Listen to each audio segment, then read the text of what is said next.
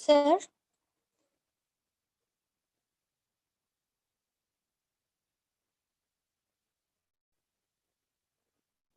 Hello, ma'am.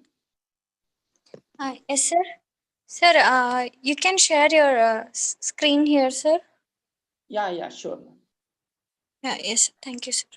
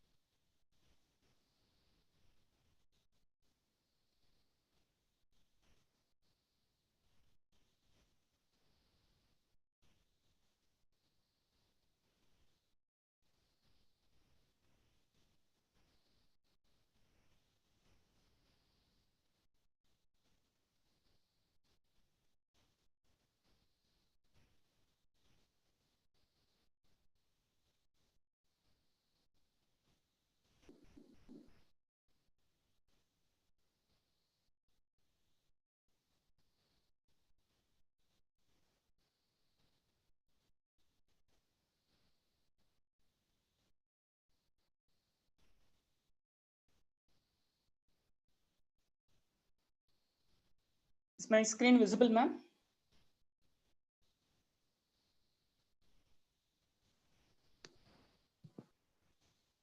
Yes, sir. It is visible now, sir. Yeah, thank you. Please let me know when I should start. Sir, we can wait for a few minutes, sir. Yeah, For the sure. participants need to join. Yeah, So sure. we'll let you know, sir. Yeah. Please wait, sir. Sure, ma'am. Thank you, sir.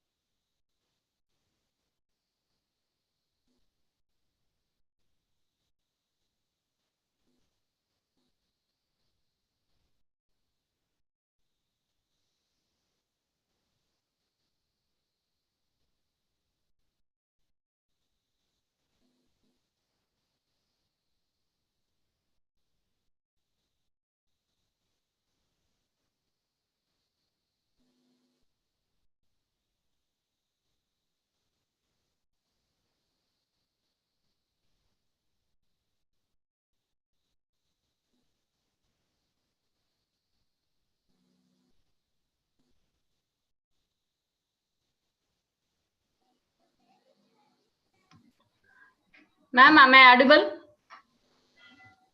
Yes, ma'am, you're audible, Yes, ma'am. ma'am. Yes, ma'am. Sir. Okay, sir. Sir, good afternoon, sir. Good afternoon, ma'am. 12 people are there. Should we wait or what shall we do? Sir is waiting. Sir, Jagan, sir. Hello, ma'am. Can we wait for 2 or 3 minutes or Thank you, 5 ma'am. minutes, Yes, you sir? can The share participants, your less number of participants have joined, sir. Yeah, ma'am. No issue. You just take your own pace, ma'am. No issue for me.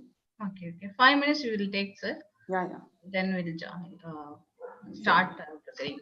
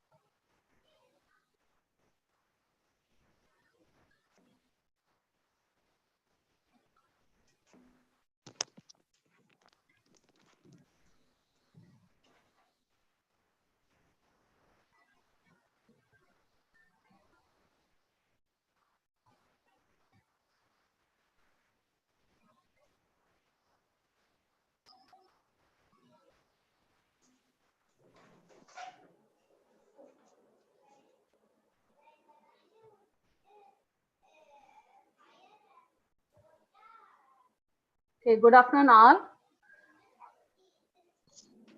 Good afternoon, madam.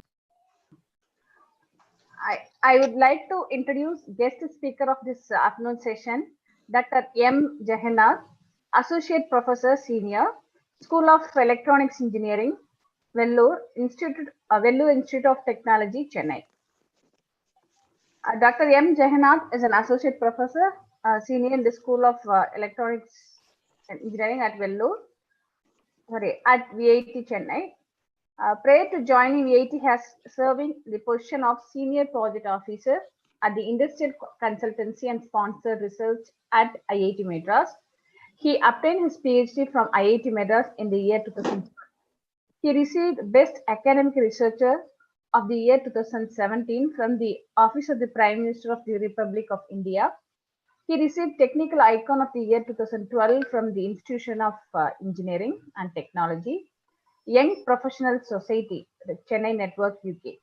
His research interests include research on sleep and on music, biomedical instrumentation system, signal and image processing. This small introduction, I would like to hand over the session to Dr. Jagannath. Welcome, sir. Am I audible? Yes, sir. Yes, sir. To all? Audible, sir. Yeah.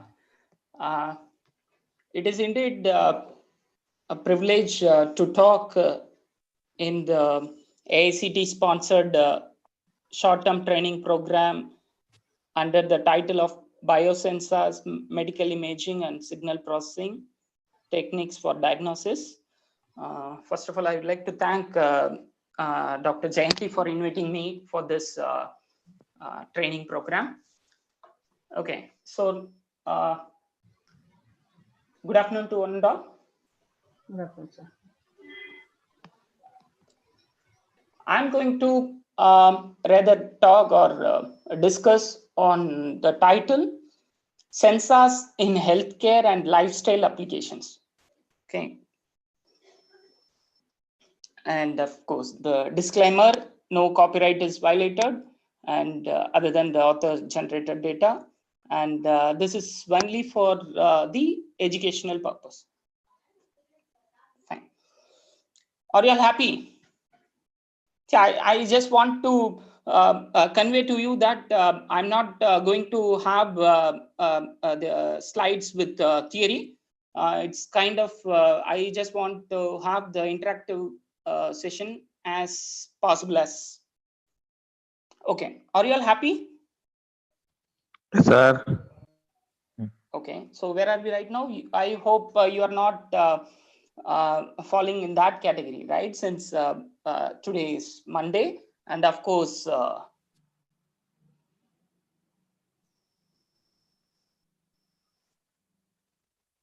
you all falling in this category? Yes? No, sir. No, right? So you are all very brisk, right? Fine. Okay, so before I begin my discussion, there is a prerequisite assignment. You can go to www.menti.com and use this code and attempt the question what it is appearing. So by the way, how many participants are here? 30. Okay, so I would like to have 30, at least 30 answers. So all of you please go to menti.com and use the following code 6355698.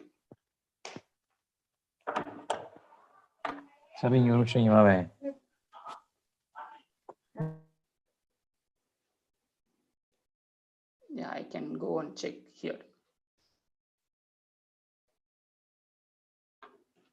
Are you all doing? Doing, sir, doing.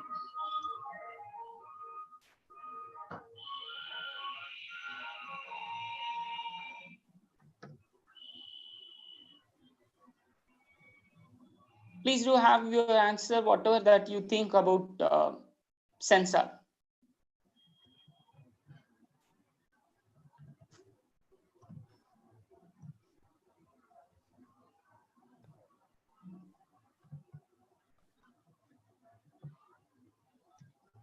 So once you finish, please let me know. Oh, very good. Sense the change in value which sense the parameter transducer.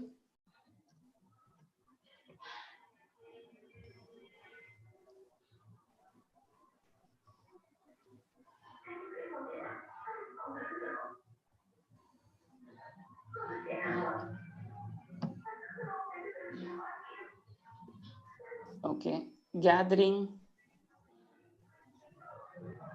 Okay.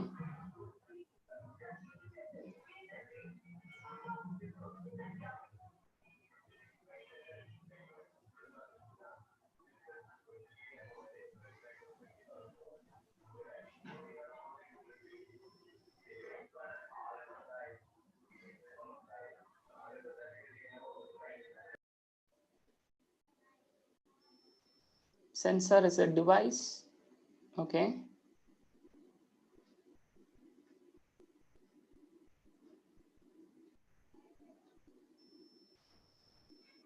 Used to measure or sense. Okay, good. Gets physical quantity, aqueous.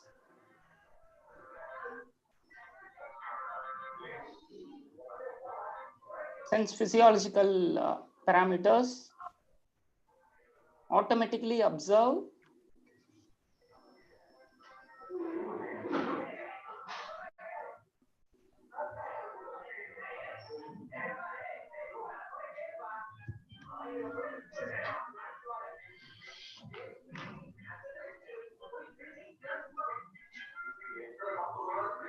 That's it. 130 I have answered.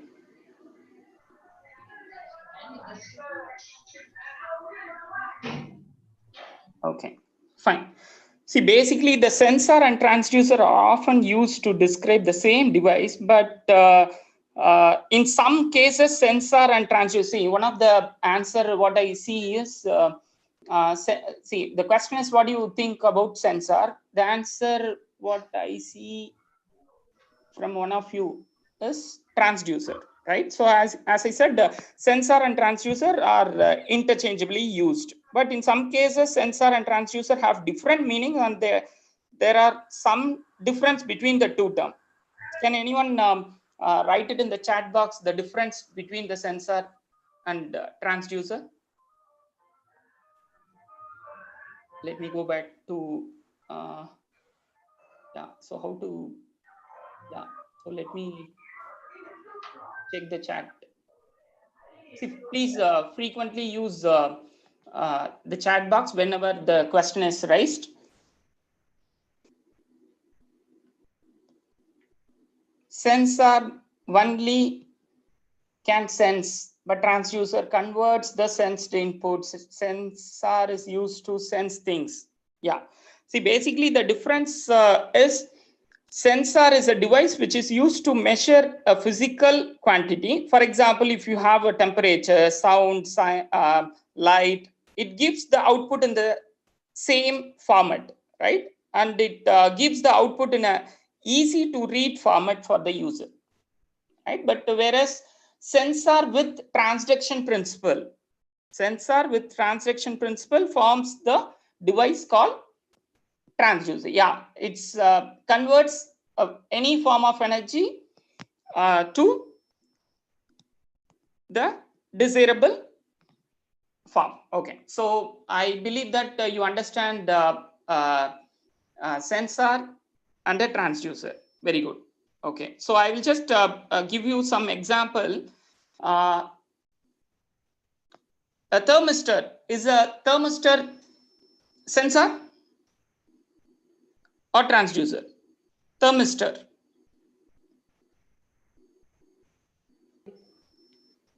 Which can be used for measuring the respiration rate. Assume that, see, as we are going to talk about sensors in healthcare applications. So the basic difference what we see is sensor and transducer. Okay, so it measures or sense the physical variable, whereas sensor plus the transduction device is called the transducer. Okay, so I'm just giving you an example. Thermistor. Okay, so identify whether this thermistor device is a sensor or transducer. So I can make use of this thermistor for measuring my respiration rate, where I'll place this sensor on the nostril. And I can check out the temperature difference between the inspiration and the expiration, which can be estimated with the help of the variation in the temperature that is being captured using the device thermistor, right? I can formulate or I can calibrate the change into the indice called respiration rate. Thermistor.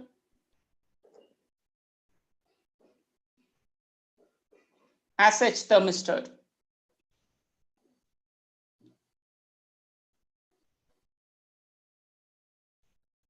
Thermistor is a transducer. How? What is the principle behind here? The thermistor? It senses the temperature and it gives the change in the resistance value, right? Resistance is also the physical form. So thermistor is not a transducer, it is a sensor, right? So I will use this thermistor in any one arm of the Wheatstone bridge, right? In any one arm of the Wheatstone bridge where I'll measure the potential difference, right? Then this is your supply voltage, right? Then this becomes your transducer. So what is the transduction principle here? You are converting the change in the resistance to the change in the electrical signal, right? So thermistor is a sensor, not the transducer. Okay, so even the change in the resistance is in the physical form. Okay, fine. So with that understanding, I'm just moving to our topic. Okay, let me minimize this. I'll move on to the topic of our today's interest. See, I'm just correlating the concept of sensor with the attention management. So what do you mean by attention? Attention refers to focusing or processing information from our surroundings. And as you are listening to my lecture, there are numerous distractions that is going on around you. Am I right? Okay, so all the other external stimuli will distract you from attending this lecture. Example, see, most of the organization that we are working undergo work from home concept due to this pandemic situation. Am I right? Yes. Okay, so I believe that you would have experienced the distraction from your wife or husband or kid, okay, while you do your official work. Okay, fine. So this is how I just correlate the sensor. See, when you measure any quantity, there may be other quantity involved in it. So how do you extract the information of your interest? So that is the attention. So I prefer to give the index called attention. Okay. So now here is a task for you. In the given image as below, you see the difference between the male pelvis and female pelvis. Okay. So the left one is female and right one is male. See, what is the difference that you see? The female has bigger waist, since the pelvis of female is larger than male pelvis, right? So please stick to the theory that female pelvis is larger and broader than male pelvis, which is taller, narrower, and more compact. Okay, fine. With this theory, let's look at the different images where you need to identify which one is male and which one is female. Okay, so let me give the label here as A, B, C, D, E, F, G, H. Okay, so total we have 8 images from A to H. Please do identify the pelvis which belongs to female and male. Yeah, you can type it in the chat box in this fashion: A in bracket male or female, B in bracket male or female, and so on up to H. Please do type. See, as we all are faculty member, I do not want to discuss about what is available on the book, right? So let's be practical and let's enjoy the session. As I said, I don't have the slide with theory. Okay. So let me check.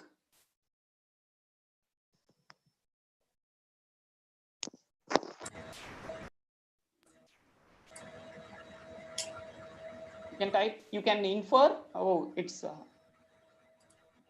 okay. So let me have here. Yeah, you can look at the images and identify which is male, which is female. I request you to closely observe the picture. Okay, so now you are the sensor. Okay, you are going to pick what is required.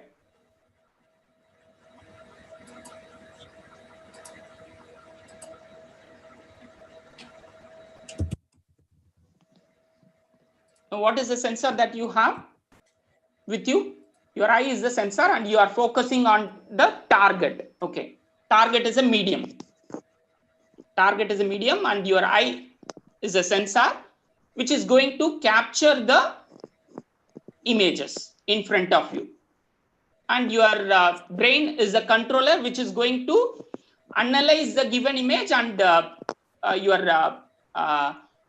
mouth is the output which is going to tell what your brain thinks.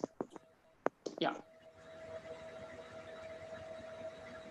So please do observe, process, and give the information.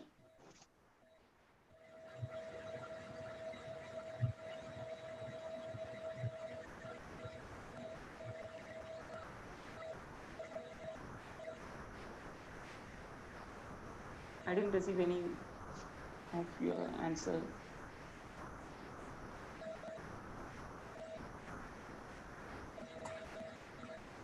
In the chat box.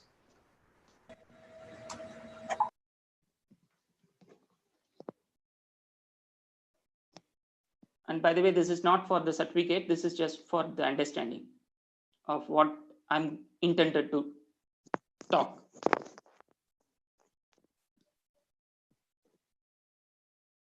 Type something, even if it is incorrect.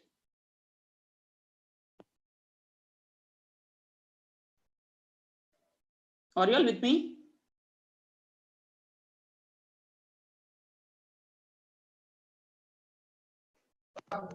Yes, sir. They are there. I think they are typing it. Yeah.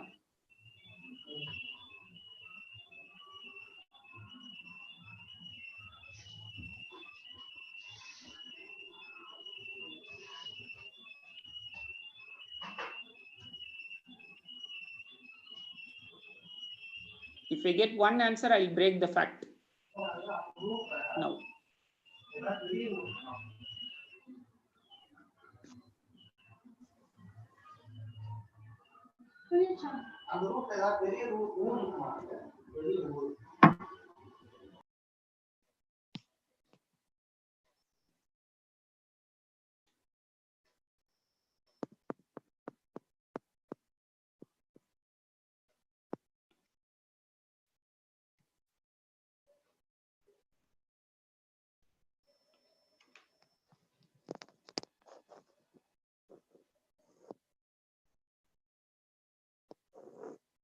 Professors, this is not a big deal. Just type whatever you feel it is right. Okay, this has got nothing to do with our concept. I'm just running short of time. You can just simply type whatever you want to have.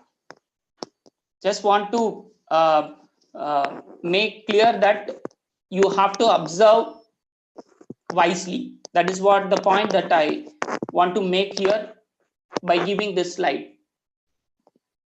Just that I said, please identify which pelvis is male and which pelvis is female. It doesn't matter that you have to look at the other information that are present in the given image. Okay, so since you are not answering, I'm just moving forward. Okay, so the answer is, okay, so the answer given here is A is female, B is male, C is male, D is male, E is female, F is male, G is female, and H is also a female. Okay, so what did you see? Have you seen a men in the image, in the given image? See, I said your eye is a sensor. Okay, right? You are going to observe whatever the picture that is present here, but in the given instruction, your objective was to find out the pelvis that belongs to female and whichever the pelvises that belong to male, right? The objective is set. Then you focus on the dimension of the pelvis and you just process in your controller and you are trying to retrieve the output, which one is what. But if I'm not imposing an objective to you, right, I will just ask the simple question that infer whatever that you can do in the given image. Then what you would have been done? You would have observed each and every elements, right, pixel by pixel, and you can say whatever it is. Okay, the question is, did you see a man in the given picture? This is the picture. Okay, now please, I change my objective to identify the hidden man in each image. Can you?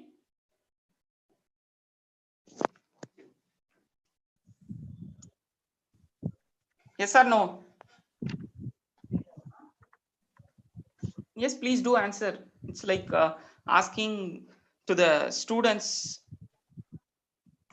Keeping mum will not work, at least with me. Please do. Be wake up.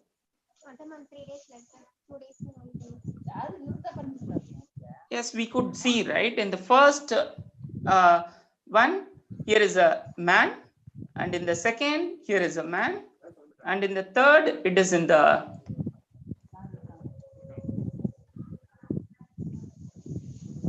femur bone, and here is a man, and here, and here, and here, and here, right? Now you see, sensor, it captures all quantities that it needs to capture, right? But how do we eliminate? See, in the given example, first question is identify the gender. Simple, right? First question is identify the gender. Second question is identify the man in each picture, right? There are two objectives, but the medium is the same, right? Similarly, in acquiring the data would be the same. Like in the case of biomedical sensor, you are going to acquire whatever the parameters that are there in the human body, right? So your medium would be human body, but you may acquire multiple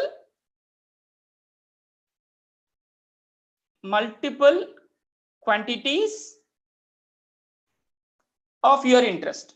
Am I right? The medium would be the same, but you can acquire multiple quantities of your interest by appropriate selection of the sensor. Okay, so now we are going to move on the test cases. Okay, so let's okay, of course this is one of the example. I'm just because of the short of time, I'm just giving.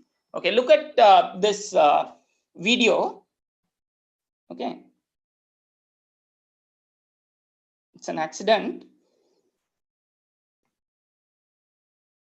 right? Okay, so can you please identify what type of injury that the driver may face? So which part of the body that it gets affected when you hit or when you have a sudden impact while you drive the car? Which part of the body? The first one, the foremost.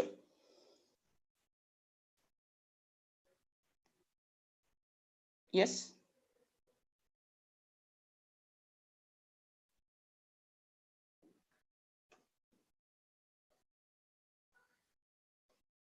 Oh, now the participant strength is increased to 39. Yeah.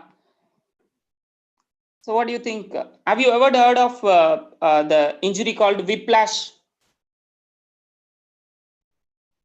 Yes, whiplash injury. Basically, No, sir. whiplash injury is a neck strain. It is usually associated with the car accidents. So basically, any impact or blow that causes your head to jerk forward or backward can cause neck strain. So it is often associated with motor vehicle accident. So you could see here your neck gets extremely flexed, or you get extremely extensed face, right? So when you hit, you may have this neck strain. Okay,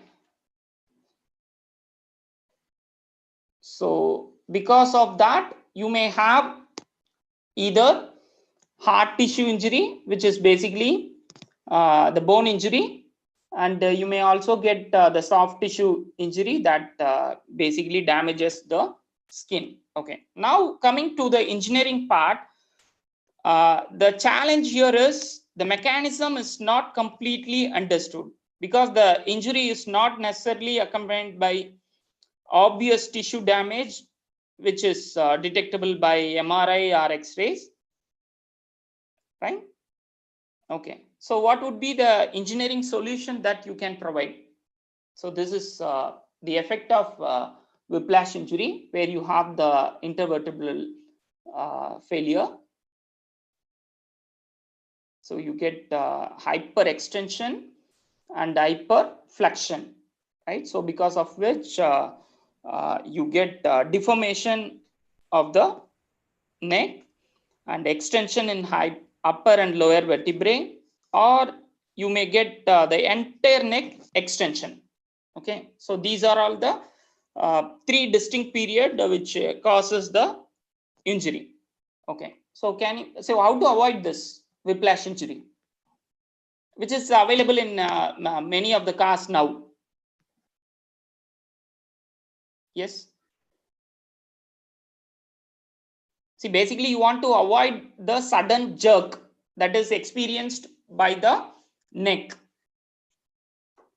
due to the vehicle accident. Okay, so what is the feature that is commonly available in the car nowadays? Yes.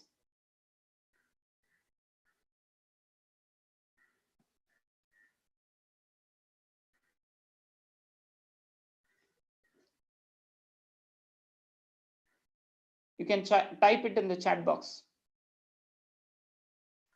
Yeah, very good. Sairam sir, very good. Airbags, yeah. And this is a soft tissue injury where you have the muscle tears. Okay, so yeah. So the technical solution in avoiding this whiplash injury is testing with the dummies. First part is the trial phase. They test with the dummy and see the effect of the impact with loading condition. Then they have this concept called the airbags, which reduces the whiplash injury. Okay, so very good. So now I have the concept of airbag. Okay, so I have the sensor which senses the impact force and delivers the corrective action by or with the help of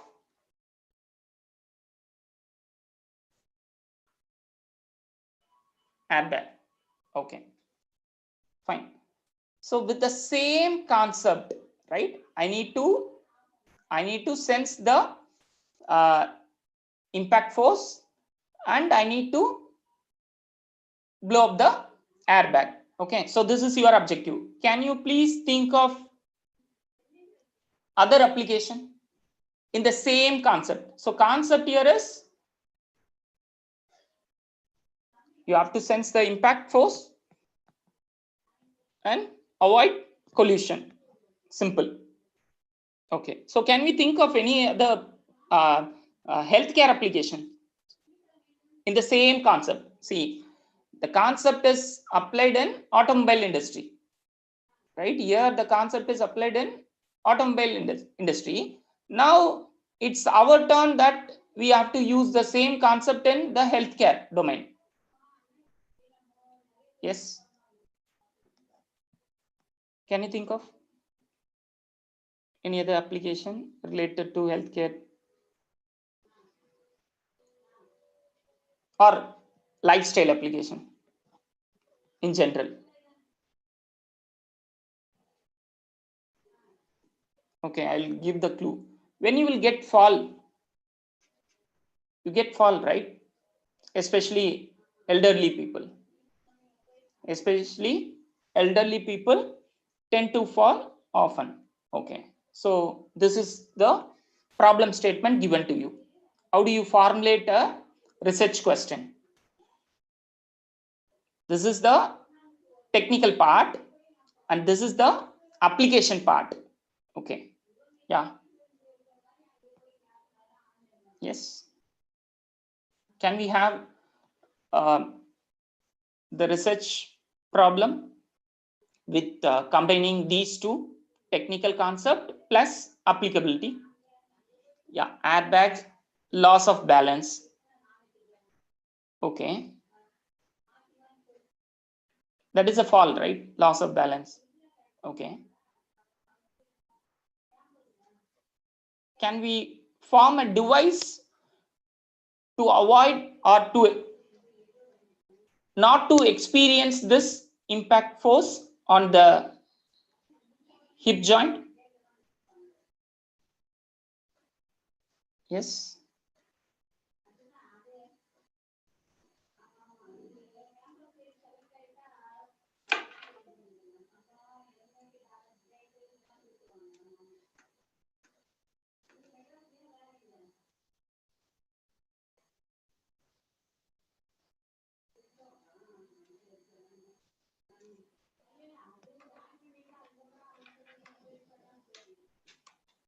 Medical startup Active Protective is set to debut a new wearable airbag able to protect elderly people from injury when they fall. So people use the same concept Inside the belt-like of device are able to detect the when airbag occurs. which is in the Instead of automobile wearing an airbag that and inflates do to provide protection, apply the concept in the the airbag has lifestyle application, right? So whenever the person experience a sudden impact, right, you may use the sensor IMU, right? So what is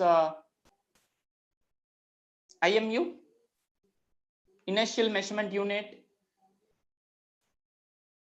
right? Inertial measurement unit where you could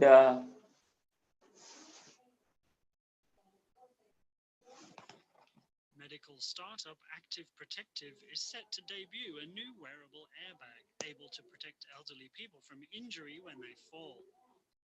Sensors inside the belt-like device are able to detect when a fall occurs. so whenever that inertial measurement unit detects the impact force, to prevent bone fractures and has a special then it guards your hip joint, areas of the femur bone especially. Yes. Okay. Now coming to our next study, see there was I'll just close this chat window. See, this was the study done at Coventry University in the lab called motion capture. And what they do is they study the dance choreography by having the setup called 12 camera, as you can see over here, cameras, 12 camera motion capture system that are mounted on the rail just near the top of the room each. And the sampling frequency of 1000 frames per second is used, and they do have the flooring system which has force plate embedded in the floor that measures the ground reactions, and this setup is used to measure how people move and the forces that are acting upon them. Okay, so they do place the retro reflector markers all over the body, as you can see as the white spot, and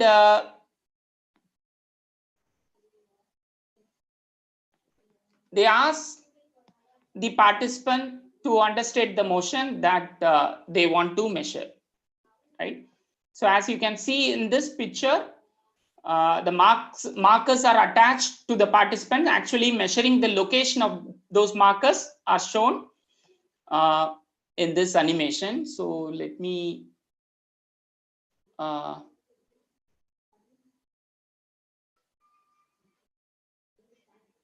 yeah, so they're asked to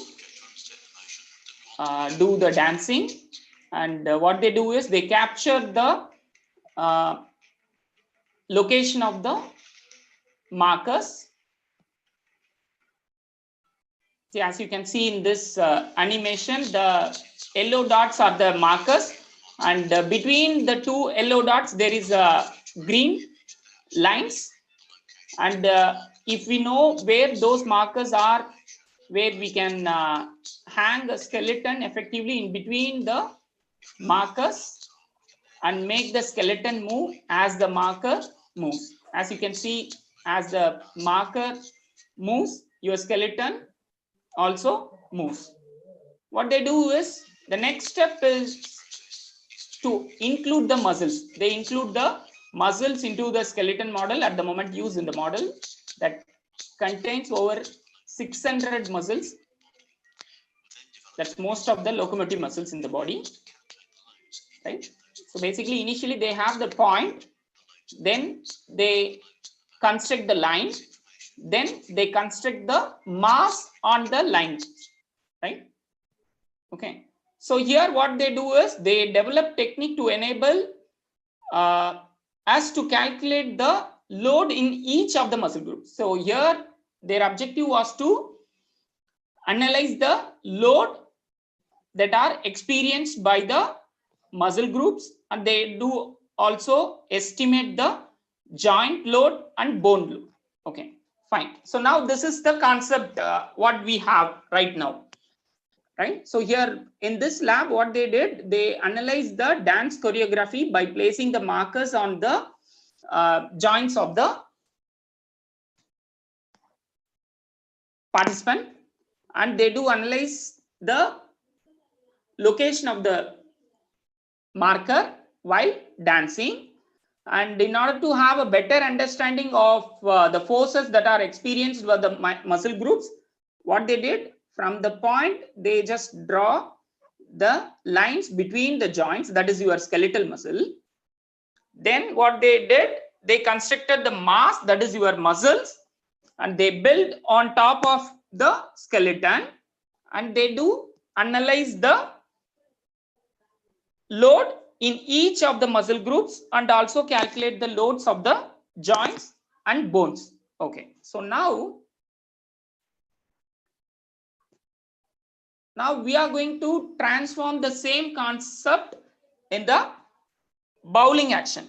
Okay, so how many of you are cricket lover?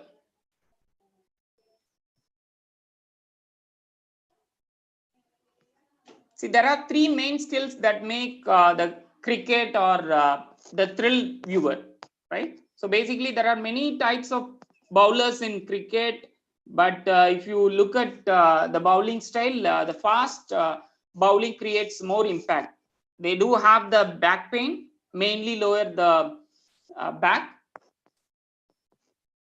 For example, I can say two of our India's fastest bowler, Varun Haran and Umesh Yadav, who have faced a lot of back injuries in the past, which included multiple stress fractures. Okay, so they do undergo this kind of modeling technique and analyze which muscle group that they experience or which muscle group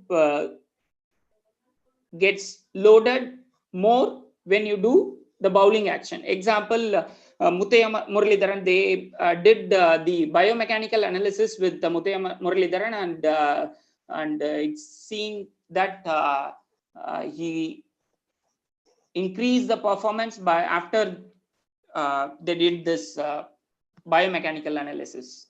Okay, fine. So this is the concept where they do analyze the muscle activity with the help of external markers, right? This has got nothing to do with the physiological signal. Am I right? This has got nothing to do with the physiological signal. Rather, they do place the non-invasive marker, and using the image capturing technique, they build the model, and they see the loading effect in each of the muscle group. Okay, now with this concept, can we think of something that can be done to improve the performance? Yes.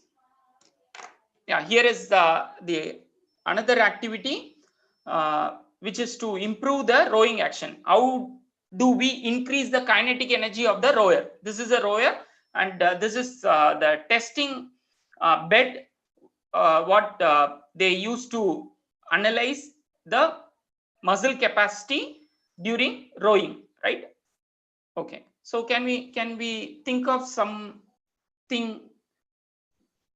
I'll just open up the chat box. Yeah, can you please think of some other technique which can be applied to the same application instead of marker or retro reflector type? Can we analyze the muscle activity with the sensors?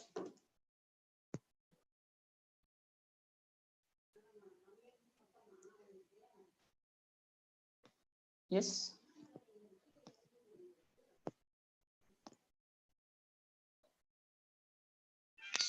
Yeah, this is what they do.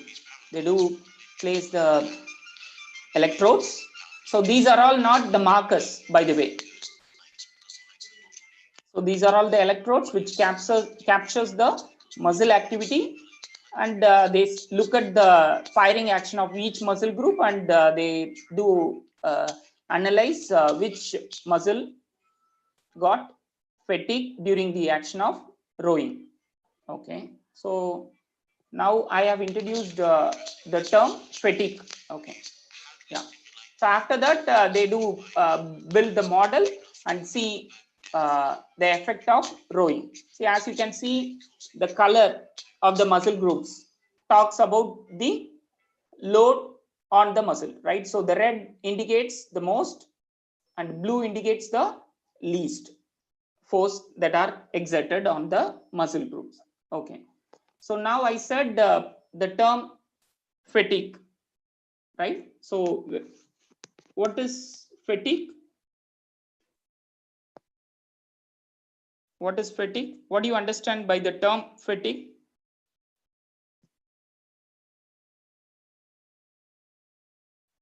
Yes, anybody?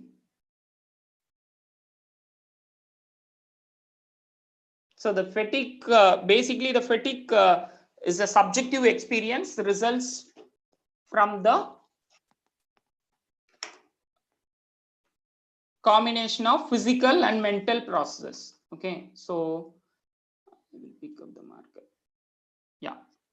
So basically, see, if I ask you, are you fatigued now because of my lecture? Some may feel that yes, and some may feel no, right? So basically, it is a subjective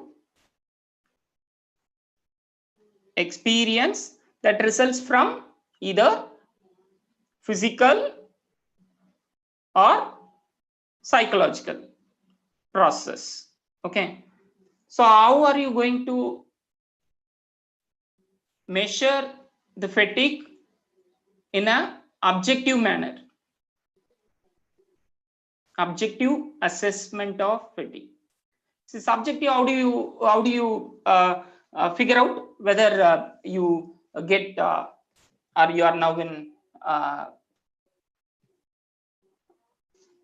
a position not to concentrate?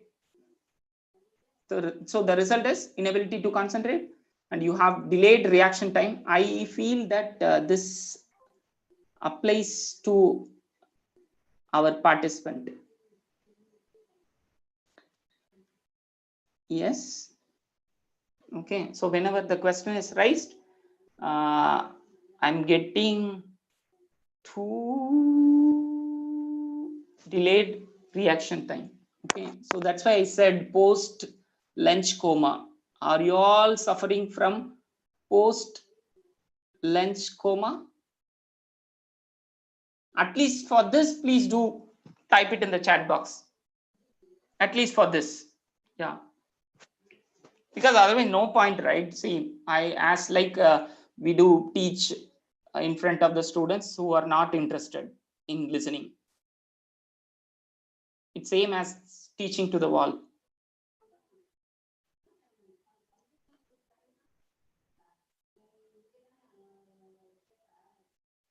I know very well that I'm not great. Okay, I'm as like you. You can feel free to interact with me. At least please type. Are you all suffering from post lunch coma now? Please do type it in the chat box. Your answer. Sairam is very active. Thank you, sir.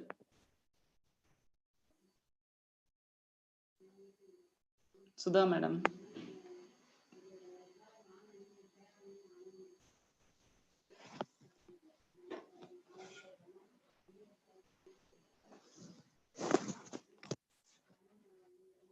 Okay. Thank you. Okay. Now the task here is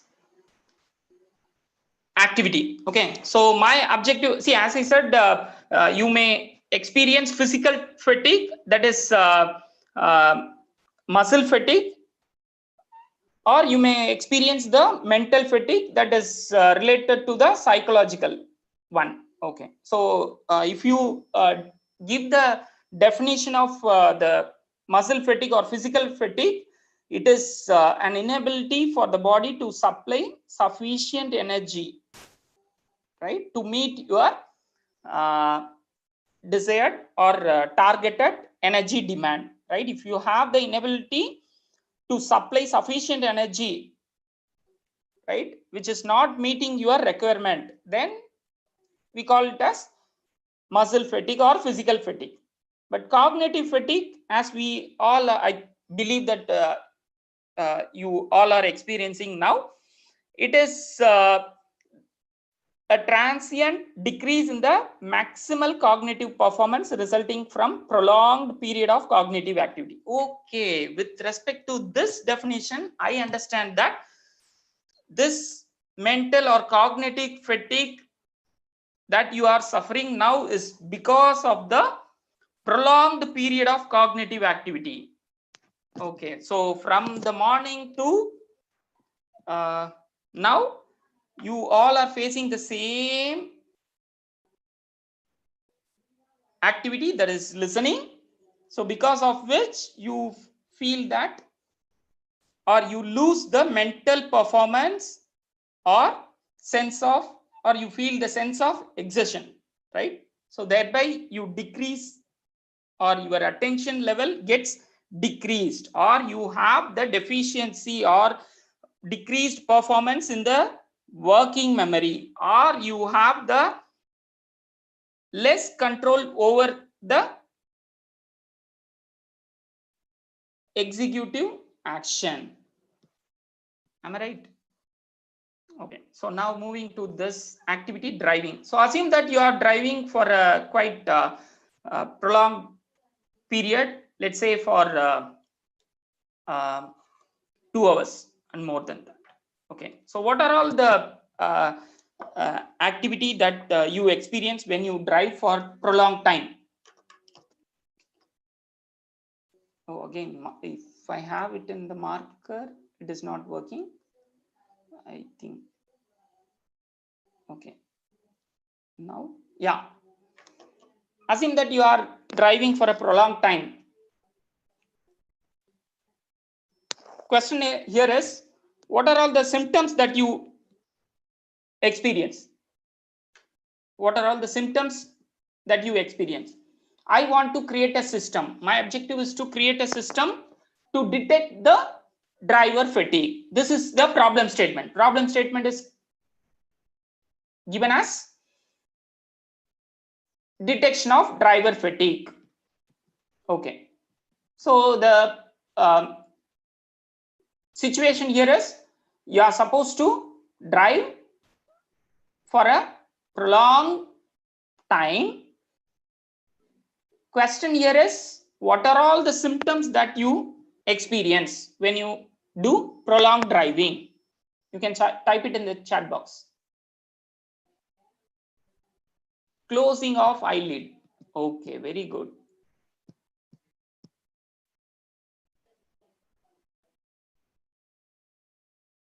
Okay, closing of eyelid. Okay, very good, very good. So that that is one of the symptoms. Yes, correct. Next, any other symptom? Any other symptom you experience?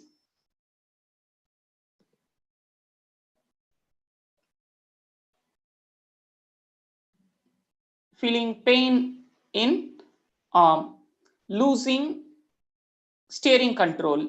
Okay, so losing steering control is the control action you get that relates to the performance. I'm talking about symptom you experience. Losing control is the action. Yeah, so one is, as Sriram sir said, closing of lid. Okay, so what is this? You do have the frequent movement. Yes. Okay. Then another one, you do feel yawning, right? When you do the monotonous, see driving. So basically driving is a very challenging task that requires more cognitive skill as well as the psychomotor skill. Okay. So when you do the monotonous job, of course, if the road or if you are driving in a highways, you may not get the frequent bumps and so on, right? Your roads are very straight and monotonous nature. Obviously, you get or you tend to lose your attention. Okay, yawning. Then another one is, what is this movement? This is head movement, right? You just fall asleep for a fraction of a second, right? You do fall asleep, head movement. And how about this? What is this? This is eyelid closure. Okay, fine. Okay, so you know your target or your action, prolonged driving, and you know what are all the symptoms that you face. Okay, now what is the solution to it? So your objective is to detect the driver fatigue, right? Okay, so what are all the causes of fatigue? So there are basically 4 factors that cause the fatigue. Number 1, vehicle factor. If the vehicle is too comfort and if you are riding, and that may lead to fatigue. Then biological factor based on your age, right, and your body condition, you may feel tired. Then environment factor, if it is a sunny day or if it is a cloudy, that may affect your driving process. Or socio-economical factors, such as, say for example, if you have a long work shift, right, instead of 8 hours you may have 14 hours, right, work shifts, long work shifts, and your day-to-day activity, right, so that may also cause the fatigue. Okay, now you know cause, you know symptoms, you know your objective. Okay, so now we are going to now detect, or we are going to see the methods of fatigue measurement. As I said in the initial slide, fatigue is a subjective experience. So how do you form the subjective assessment? By having a survey, like the question that I pose to you, and you share your experience, right? That is by having the self-administered questionnaire or any standard questionnaire that are available in finding the fatigue. The next one is the objective measurement. First one, vehicle parameter. You can, as madam pointed out, losing the steering wheel movement, right? So that can also be monitored, steering wheel movement. Then vehicle speed, then grip force on the steering wheel. Suppose, say for example, if you are taking a car, right, initially when you practice the driving, what you do is your grip force on the steering wheel will be large, right? So as instructor used to say, don't hold your steering wheel too tightly, right? Anyway, without you just to keep your hand on the steering wheel, your path will define, right, because of this powered wheel and so on, right? So your grip force on steering wheel will vary based on your fatigue condition. Then braking, then acceleration and deceleration behaviors, right? So all are vehicle parameter. Number 1, you can measure the, or I could say this is the indirect way of measuring the fatigue by taking the vehicle parameters. Okay. Next one is external physical movements, right? Say, for example, eyelid closure, eye blink, tracking of gaze, yawning, facial expression, everything that I can have a camera in front of me on the dashboard. Okay. So based on my eyelid closure, eye blink rate, then tracking my gaze and my yawn, my facial expression, I can do the image processing. I can tell you that the person is going to be fatigued or going to be fall asleep. Okay. Another one is the physiological parameter that you are going to have in mind if you are talking about the sensors in lifestyle application. Okay. So you could monitor or measure or sense the heart rate, respiration rate, blood pressure, oxygen saturation level, muscle activity, seat pressure, then the brain activity. Okay. So this is of your interest, right? So physiological parameter. So of course, this is also an indirect measure, as like we are not going into the organ to find out what change that it suffers. We are going to measure on the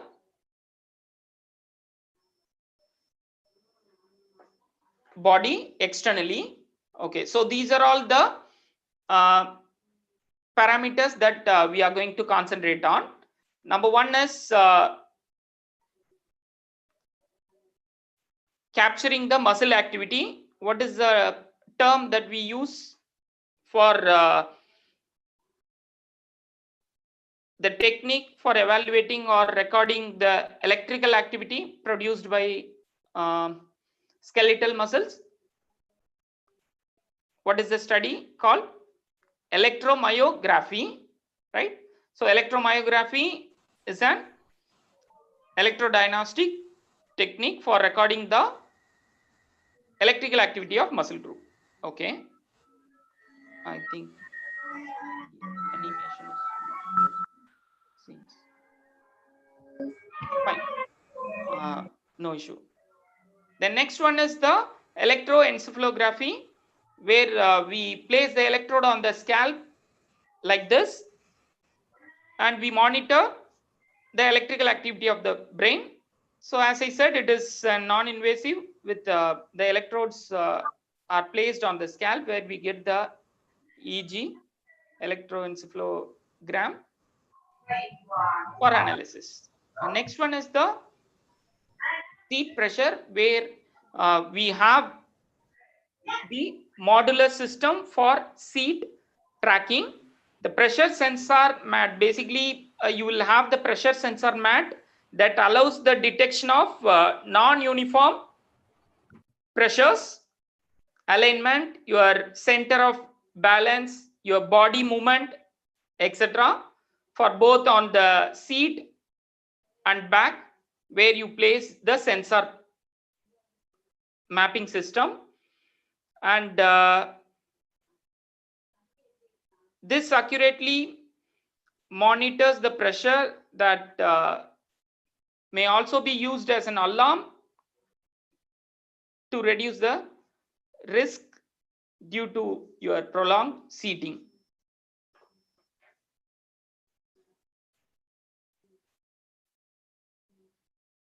What happened?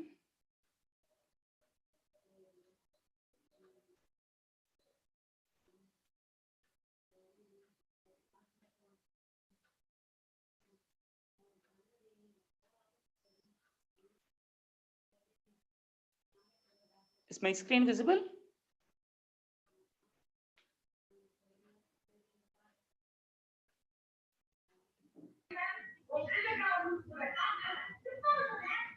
Yes. At least please do answer for this. Is my screen visible? No screen sharing.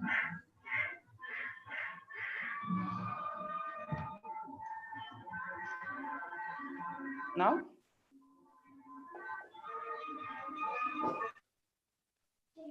Sriram sir? No, sir, not shared. Yes, yes. Now it is. It has started to share. We have got it. Yeah. Okay. So now you can see the animation. This was developed at IIT Madras. These animations are. So you place the electrode on the region of interest where you get the firing action because of the contraction of your muscle group. And here is the seat pressure mapping system where you could see the distribution of pressures, or you can measure the center of force. As the general note, the red indicates the peak pressure and blue indicates the zero pressure. And next one is the electrocardiogram.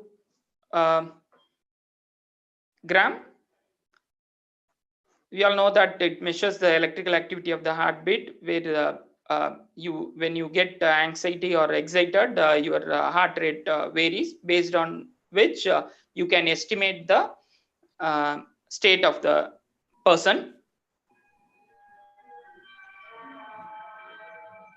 Okay, so this was the study conducted for avoiding the road accident. So basically the muscle fatigue that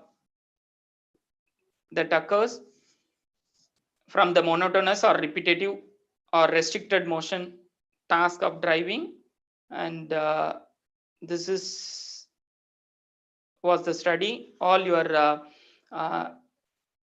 EMG sensor and EEG sensor and seat pressure mapping system that are placed on the seat, and this is the simulator study where you could estimate the driver fatigue because of the exposure of long driving action.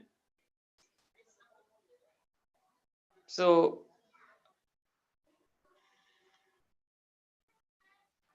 it's as you can see, this is a pressure map.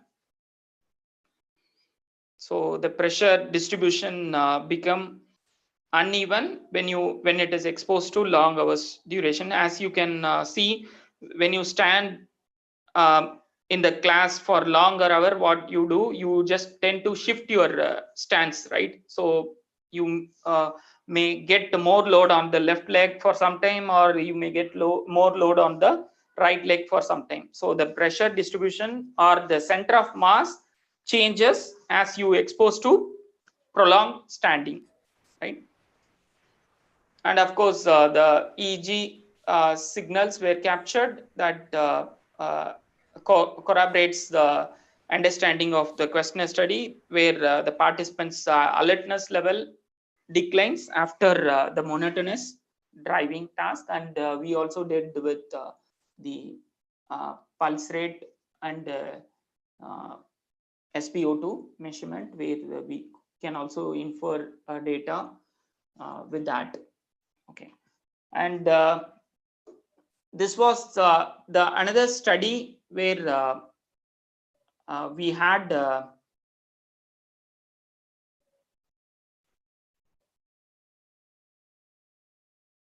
in simulated development division, which is at Military College of Electrical and Mechanical Engineering, Secunderabad.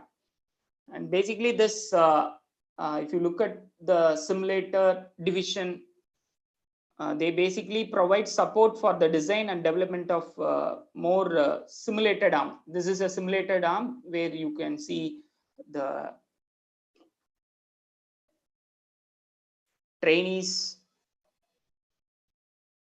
are required to get trained for the battle.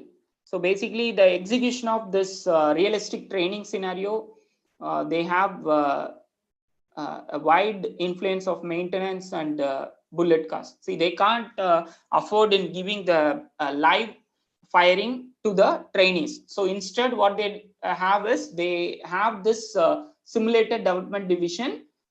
They develop the simulated arm that are being used by the trainees, right? So this simulated arm is used as a training tool to train the recruits for the battle.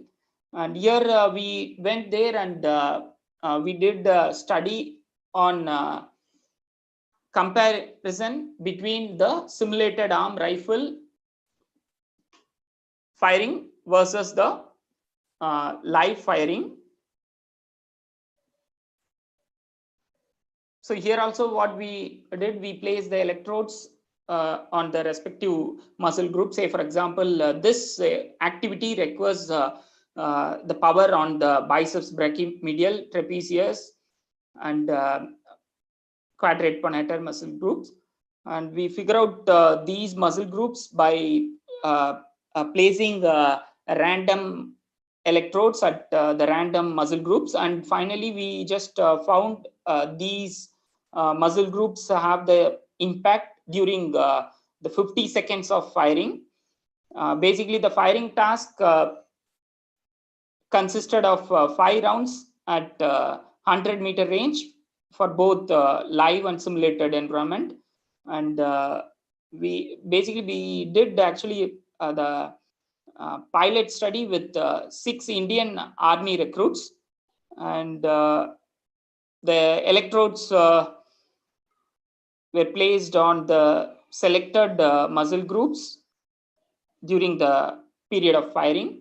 And here we proved that this SEMG could be used as a tool for the assessment of muscle activity during firing. And yeah, this is the demo video when we record the SEMG signal. As you can vaguely see, the electrodes are placed on the respective muscle groups, and the data is being collected when we do the firing. And yeah, coming to the seat pressure mapping, we can apply the same seat pressure mapping with different applications. For example, even for the they do analyze how much pressure that is being experienced on the tire. They do analyze with the pressure distribution mapping system. And also people use this seat pressure mapping system for designing the designing the footwears, right? So now people are coming up with the ergonomic design of footwears, where they analyze the pressure distribution on the wear, and accordingly they do modify their design based on how the pressure is evenly distributed. And the same thing is applicable for the leprosy patients, right? So basically they have the different style of wearing the footwear, right, which is made of the MCR material, and see to that the pressures are evenly distributed, right? So this study is being conducted at Karigiri Hospital, Vellore, with the same pressure mapping setup. And the same thing that we can think of with the other lifestyle application, where people develop the matrices, right? How the whole body pressure is getting distributed, right? So now we have this Corlon or PEP. So people carry out this pressure mapping system to minimize the effect of this uneven pressure distribution. Okay, and as we mentioned, the grip force on the steering wheel that we lose when we get fatigue, and the same grip sensors can be used to monitor that gripping force on the steering wheel, where we find the center of force and the force of trajectory, and we do estimate the human fatigue. Next application what I want to share with you is so I don't want to go into the basics. Okay, so this was the myoelectric arm developed by the company called Otobok, where they use the system with myoelectric control. And so normally, generally, we have the prosthetic arm, electric prosthetic arm. Now, people are more concentrating on how can we use the biological signal to produce the control action on the motors and so on. So for the upper limb amputees, the myoelectric control prosthesis offer the ultimate combination of both functional and natural appearance. And the advantages with this myoelectric hand, it is basically non-electrical prosthesis, where you apply your electrical signal from the body to operate, and they don't have any control cable which enhancing the cosmetic restoration. As you can see, when she wears the full hand t-shirt, you will not be able to identify which one is the artificial one. So it restores the cosmetic and aesthetic restoration. And disadvantage only is you need training to operate this prosthetic hand, because you should know how much force that you need to generate to actuate the motor. Okay, so I'll just show you the circuit for this myoelectric prosthetic hand, where you have the sensor part. So basically, this is supposed to be the active sensor. Okay, so I took a big gap, right, between our interaction. Okay, so can you please text me what is the active sensor meaning with respect to the active physiological sensor or medical sensor? Why do we call this active?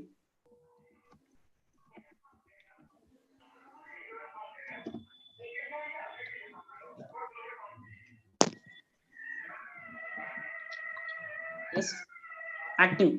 So we developed in our lab, we developed this active sensor, where this is an active sensor. So when you, and this is the passive sensor, which is commercially available. And of course, the active sensor are now coming up in the market. I will show you another video. This is a normal sensor, right? When we place the sensor and we do capture the signal as such, right? This creates the noise included that in the sensor after you acquire the data also. Okay, Sriram, no external energy source is needed. Okay. See, I find I find the people are getting confused with the active, even the basic definition of active sensor and passive sensor. How do you say no external energy is needed? Provide own energy source. Okay, so okay, let me ask the question. Example of active sensor. So we do teach the students about the active sensor and passive sensor, right? So whenever it is asked, the first point is, if no external energy is used, that is active. No, it's not. For example, you just take the passive filter, what we used to design, right? I will just use a marker.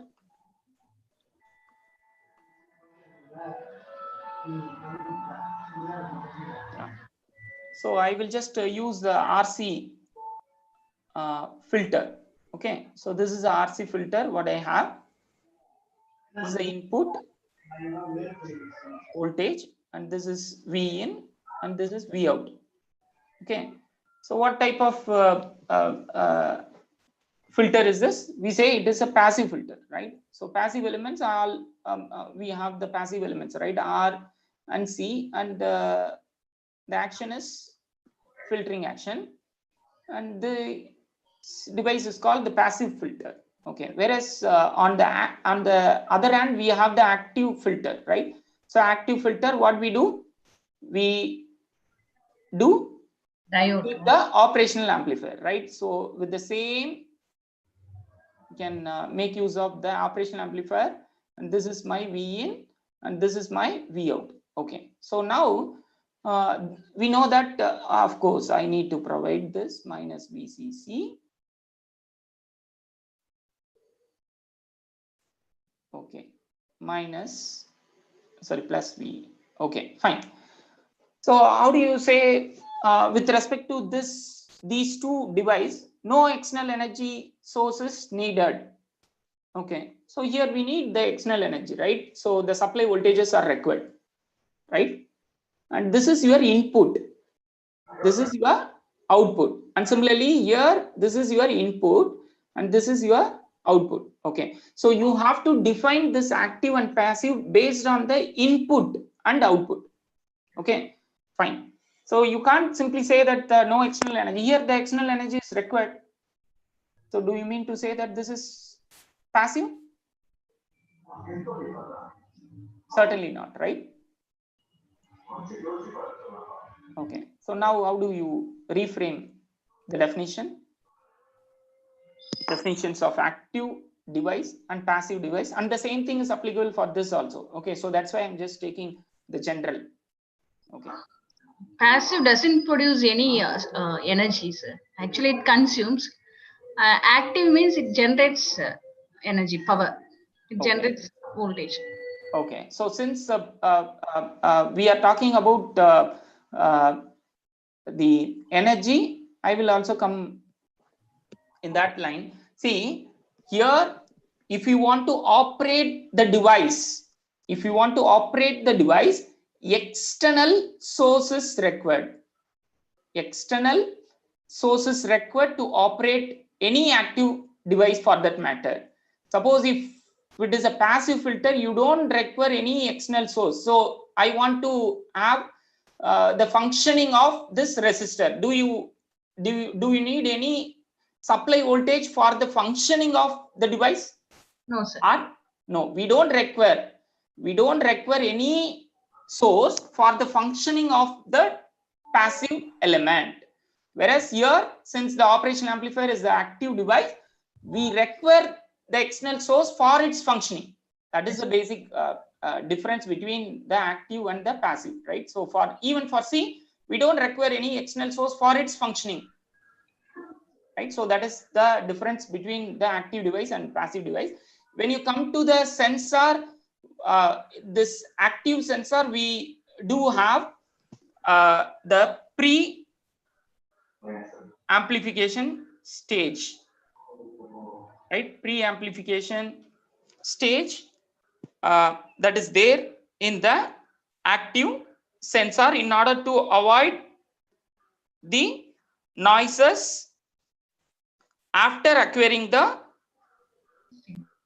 signal. So basically this active sensor, or generally we call this as electrode, right? When it is coming to the SEMG or EEG. So the active sensors have pre-amplification module right immediately after the conductive material. So if you take, this is a skin, and this is an electrode that is being placed on the screen. So this is the electrode. So you will be having the pre-amplification module right after the conductive material between the skin and the electrode. So which means all your pre-processing, that is the initial step for any processing, that is pre-processing device would be embedded in the electrode. So that is called the active sensor. So with that active sensor we have, so this is what it is. So here you have, this is the electrode, right? Still AgAgCl electrode, right? So this is the AgAgCl electrode, right? So with this alone, with this electrode alone, we can get the signal, that is the passive sensor, right?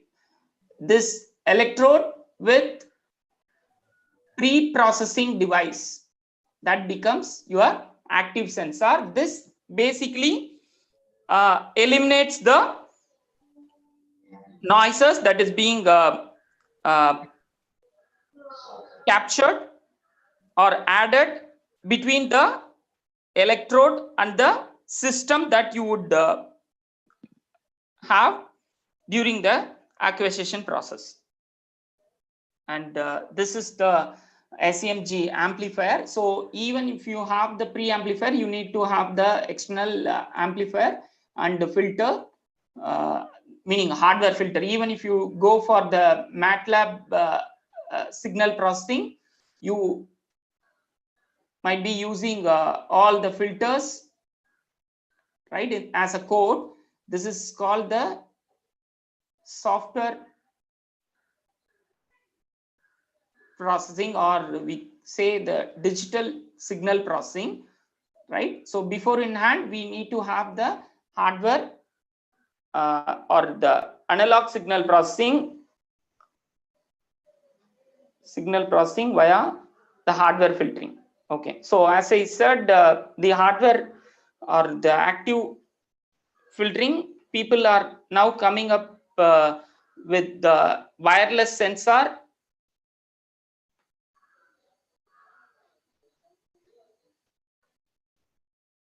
for analyzing the muscle activity. So say here is a girl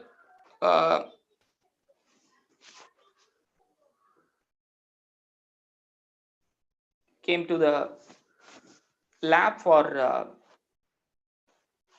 checking her muscle activity. So this is the active sensor. See, all your pre-processing stage that are embedded in the sensor itself, right? So and since it is wireless mode, you don't have the cables for intruding the patient or participant.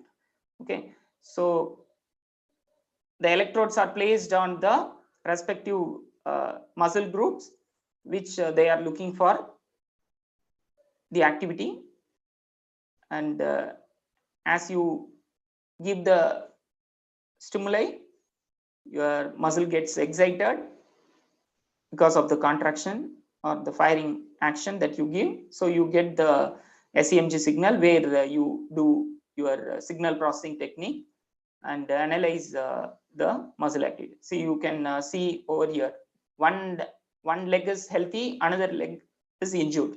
So you could see the difference between the muscle activity between the healthy leg and injured leg, right? They do several tests to give the prompt result. And here is a window for the healthy leg, and here you have the window for the injured leg. Okay. Okay, so I just want to conclude with this. So I just started with the to the mother through a smartphone. A similar tracker is called elderly persons. Now I would like to conclude with the child's position, temperature, and even the movement. preborn baby. And of course, send the data to the smartphone or tablet. There are other devices that can let the fetus listen to music, such as My Health Beat. So these are all the futurist sensor technology. Play soothing music to the baby. A similar provide expectant families just a simple way to safely and effectively deliver sounds. And there's one called Sound Beginnings with high quality speakers designed to keep the volume to a level that's safe for the baby. So basically the university called Monash, they did the trial run with this new wearable device that remotely monitors a mother and unborn baby's heart rate and the maternal contractions, and they want to provide services, basically a virtual maternity clinic, meaning pregnant women no longer need to go or leave home to be monitored, and it is the world's first solution in outpatient antenatal monitoring and addresses an urgent global need to rethink how we deliver maternity care. So with that, I would like to conclude my talk. I started with, as I said, I started with the elderly person, and I concluded with the unborn baby. Thank you all. Thank you, sir. Participants, any queries? Unmute yourself and ask queries. I think they went to the extreme fatigue level. Final level is sleep.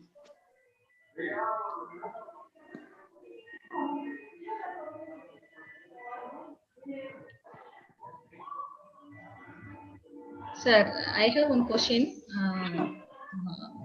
Simple question only. Sir, is there any difference between electrode and sensor, sir? So what is actually the difference between electrode and sensor?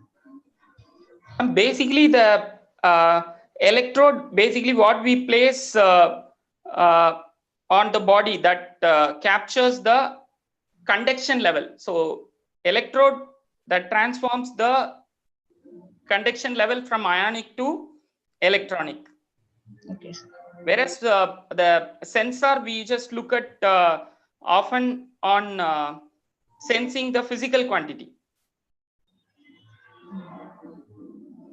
So generally, the terminology is what we used to use here is we use the EMG sensor.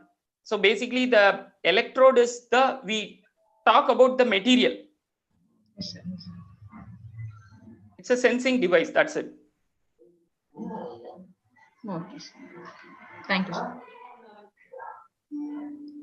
Sir, one more question from Sudarvali ma'am. Do we have any sensors to predict the depth of the wound, sir? Do we have any sensor to predict the depth of wound? Now, basically, people used to have the wound healing using light. So you have the 660 nanometer wavelength. People tend to use now the LED light for sensing the wound healing. So basically, you have the debris formation and how far the light goes into the region where you have the wound. So yes, we have the technique. You can use the optical therapy to measure the depth of wound, how far it is, based on the light, how much it penetrates into it. So people use generally 660 nanometer. Basically, that's a red light that falls on the region red. So you can very well go to we have also have the phototherapy in Vijay Hospital. People and Madras Medical Mission Hospital, where the people use phototherapy using the 660 nanometer wavelength.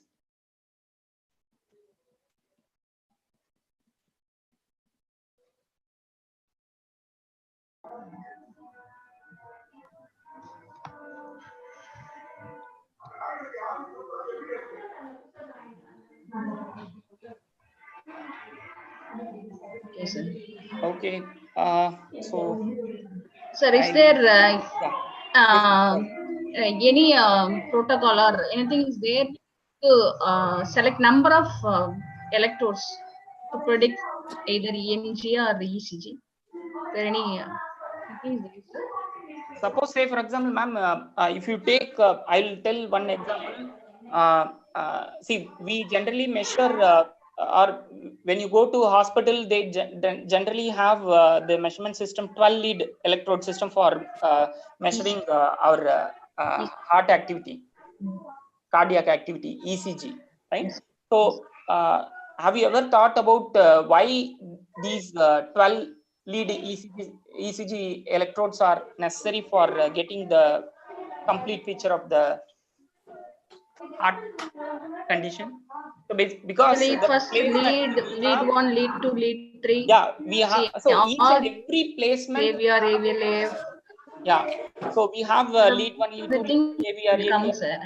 Okay, so based on that, where you place, so see, I want to have the complete picture of the organ of our interest. Say for example, heart, I can place on my own method to capture the complete understanding of the system. It's like this, very simple.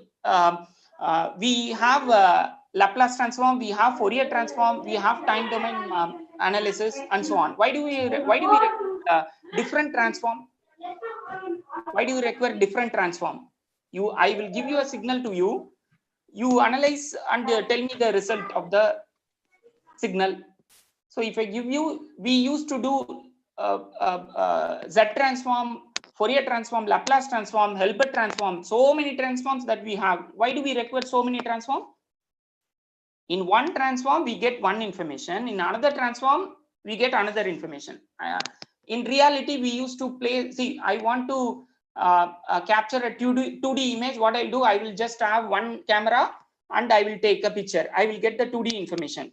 As I said in during the talk, they had 12 cameras placed and they see the complete picture of the dance choreography, right? So it's where you place the camera and where you just get the information out of it, right? I stand in the center of the room.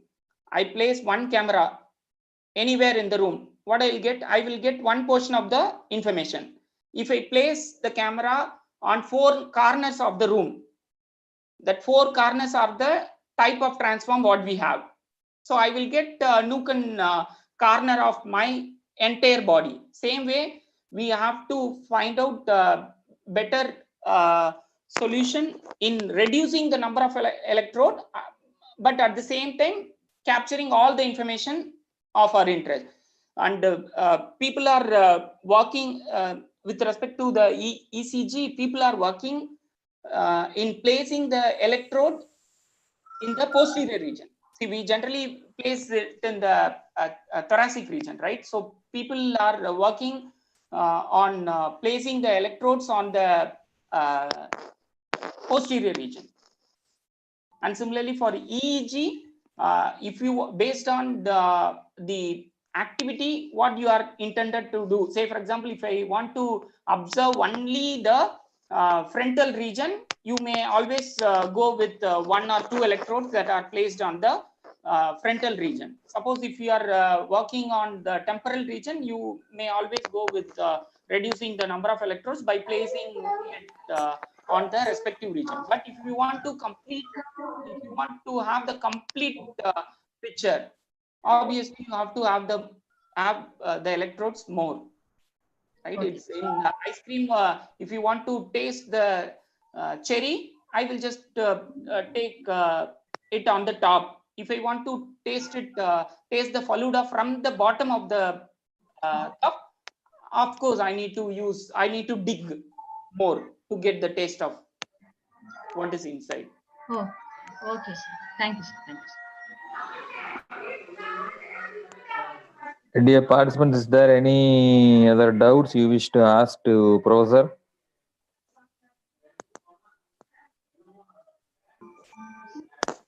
Okay, if there are no queries, then I would like to wind up the session. So on behalf of the organizing team of this STTP of the Department of Biomedical Engineering of PSNA College of Engineering and Technology, I would extend my hearty thanks to Dr. M. Jagannath, Associate Professor Senior, School of Electronic Engineering, BIET Chennai, for delivering a wonderful lecture on biosensors. We are totally got so much information from your lecture, sir. Thank you very much. Thank you, one and all. Thank you. Thank you, sir. Thank you, ma'am. Thank you, Thank you, ma'am. Thank you. Jayanti ma'am in absence, Sudha ma'am, and PSNA for giving me an wonderful opportunity in the virtual platform and talk to the nice audience. Thank you. Okay, sir. Thank you, sir. Thank you, sir. Thank you.